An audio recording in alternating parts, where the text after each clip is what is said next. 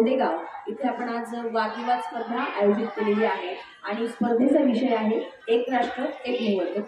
जिजामाता गटाला एक राष्ट्र एक निवडणूक हवी या विषयावर आपलं मत मांडायचे, तर सावित्रीबाई फुले गटाला एक राष्ट्र एक निवडणूक नको या गोष्टीवर आपलं मत मांडायचं। करूया सुरुवात। सर्वप्रथम संधी दिली जाते जिजामाता गटाला। एकाच वेळेस निवडणूक झाल्याने वेळेची बचत होईल।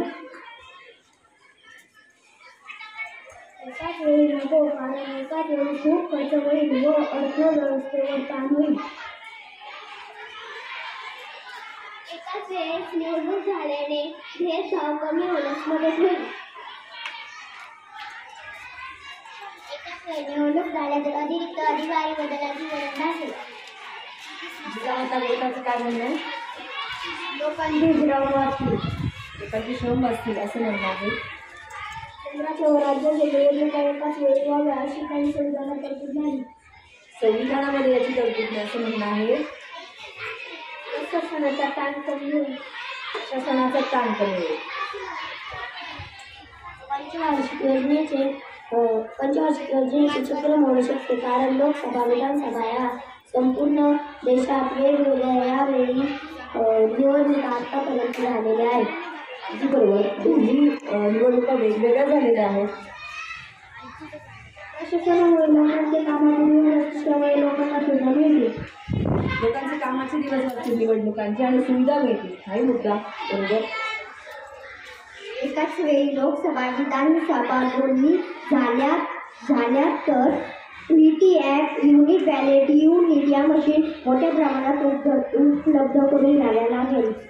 हो, या मशीन उपलब्ध करण्याचे मोठे संकट आपल्यासमोर असेल। एकाच वेळी निवडणूक झाल्याने देशाची निर्माण होईल।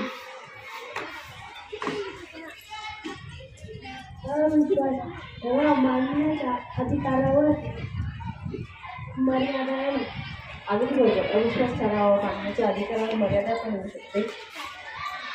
लोकशाहीचा उत्सव साजरा करता येईल। एकाच वेळी निवडणुका झाल्या तर त्या उत्सवाप्रमाणे होतील, हाही मुद्दा बरोबर। एकाच वेळी अतिरिक्त सुरक्षा दल अधिकारी यांची कमतरता भासेल। हो, एकाच वेळी एवढं मनुष्यबळ उपलब्ध होणे अवघड असेल। राज्यानुसार सतत निवडणूक करण्याचा त्रासही कमी होईल। हो, सतत निवडणुका होणार नाही, एकाच वेळी 5 वर्षात होतील। लोकसभेप्रमाणे विधानसभेचा कार्यकाळ 5 वर्ष आणि तो 5 वर्षांपूर्वी विकसित केला जाऊ शकतो। अशा परिस्थितीत एक देश एक निवडणूक अशी व्यवस्था राखणे सरकार समोर लागणार नाही। निवडणूक केल्याने पैसे वाचतील। पैसा वाचेल। काही कारणाने राज्यात राष्ट्रपती राजवट लागू होती। लागू झाल्यावरही प्रश्न उपस्थित होईल। एकाच वेळी मतदान झाल्यावर मतदानाची टक्केवारी वाढेल। मतदानाची टक्केवारी देखील वाढू शकते। राज्यातील जनतेला रात्री पातळीवर असलेल्या मतदानाची मुदत एकत्र निवडणूक ही वर्ष 15 हानिकारक होईल। संविधानाच्या दृष्टीने पण ती हानिकारक आहे। अशा प्रकारे आज आपण वादविवाद स्पर्धेमध्ये दोन्ही गटाचं म्हणणं ऐकलेलं आहे। समजा राज्यात सरकारने सर्वत्र निवडणूक झाली आहे, कायदेमंडळाची मुदत 36 वर्षांमध्ये उद्याला वसवली तर घटनात्मक तरतूद मोडीत निघेल। अगदी बरोबर, घटनात्मक तरतूद सुद्धा मोडीत निघू शकते। म्हणजे आता दोन्ही गटाने आपापलं म्हणणं मांडलं आहे।